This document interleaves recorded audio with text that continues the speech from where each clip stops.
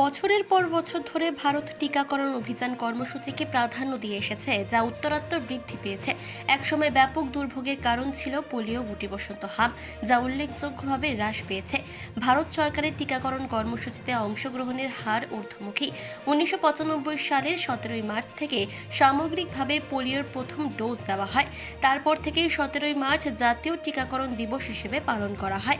গতকাল কলকাতায় বিশিষ্ট শিশুরোগ বিশেষজ্ঞ ডক্টর সুমন পোদ্দার জানালেন, সঠিক সময়ে টিকাকরণে আগামী দিনে সুস্থ সবল প্রজন্ম উপহার দিতে পারবে।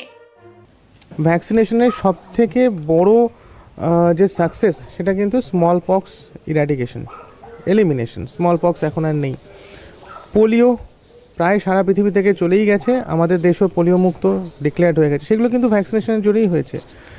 হাম যদি আমরা ঠিক মতো চালিয়ে যেতে পারি, তাহলে হামও কিন্তু আমরা পুরোপুরি নির্মূল করতে পারবো।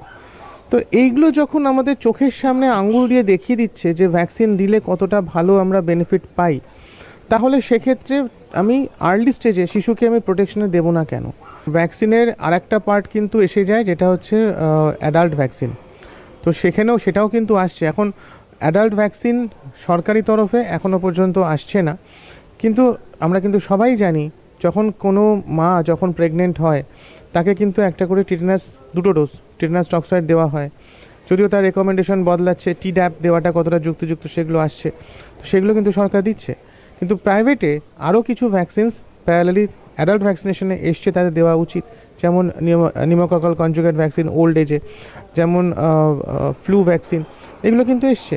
তাই উচ্চ মধ্য নিম্ন সমস্ত বিত্তশালী লোকেদের ক্ষেত্রেই বলছি, বাবা মার দায়িত্ব সরকারের কাছে অথবা তার নিকটবর্তী চিকিৎসকের কাছে পৌঁছে যাওয়া ভ্যাকসিনের জন্য।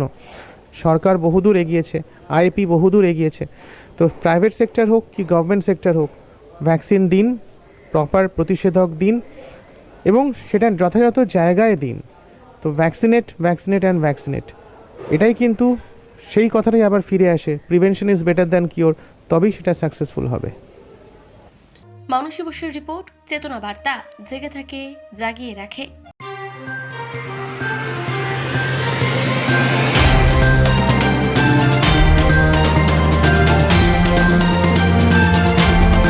চেতনা বার্তা, জেগে থাকে, জাগিয়ে রাখে।